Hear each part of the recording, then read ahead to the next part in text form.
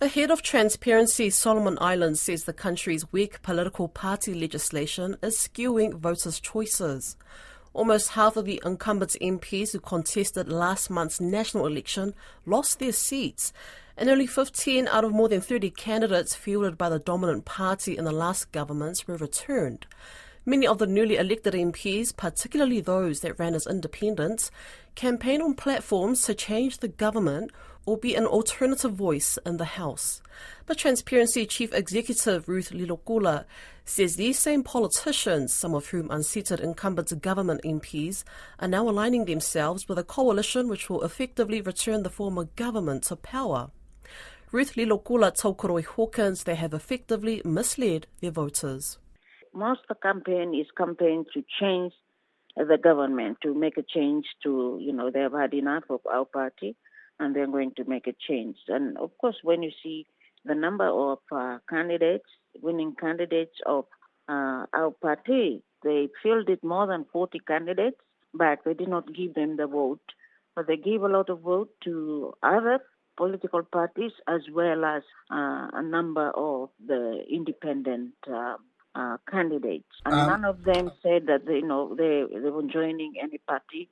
In fact, they were saying that they're not interested in joining parties because all parties leaders do is criticize each other, and they don't want to be going into parliament and doing that. So that too was some of the things that were reported to us, or we got to hear about in the work that we do pre-election, during election, and post. Now as we're speaking, we're on the eve of the election of the Prime Minister. The process, I think, is a bit confusing for external observers of the Solomon Islands election. Right now we have the coalition that's loosely resembling the former government, with Jeremiah Manele at the head of that. On the other side, the coalition resembling the former opposition with Matthew Wale at the head of that.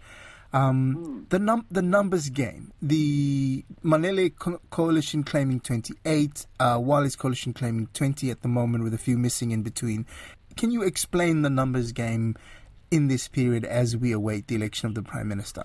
The numbers game will continue until after today, until the election of the Prime Minister. It does happen all the time, and this is where you will see that what is the numbers game dependent on? Is it to serve the needs of this country, or is it for the personal gain of those who are playing this game? So for us, for me and for Transparency Solomon Islands, this is not the time to do this numbers game. They should all work together to bring up this country's economy so that we can be going somewhere. But wanting to be Prime Minister, this is some of the things that we have seen with this thing that is going on. It's all about the position of Prime Minister, to who should be the Prime Minister, and the number of parties that we have.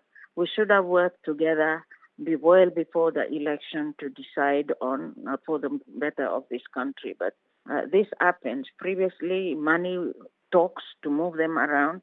At the moment, we don't know if money talks or if they are moving. Some of them are saying that they are praying to God and they are comfortable with their move and all of this. So, again, it's this independent group that is in our constitution that needs to change so that the independent group is removed and people can still stand as an independent but not be able to form a group after they have won as an independent, like it is happening at the moment. So when you really look at it, there are three groups after we elect the Prime Minister. You have the executive government, you have then the opposition, and then you have the independent group whose office is also paid for by public funds. So we need to do lots more.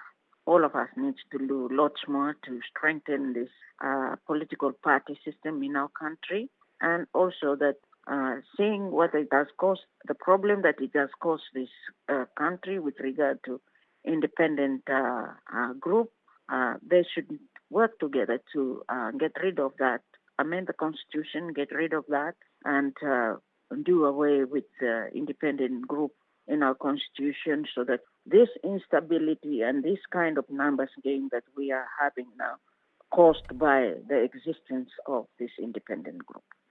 And so by that you mean that the freedom of movement out of the, even though you stand as an independent, when you get in, the freedom to move into a political party and bolster numbers. Yes, that kind of movement is what I refer to as the destabilizing factor in our political, with regard to our political stability.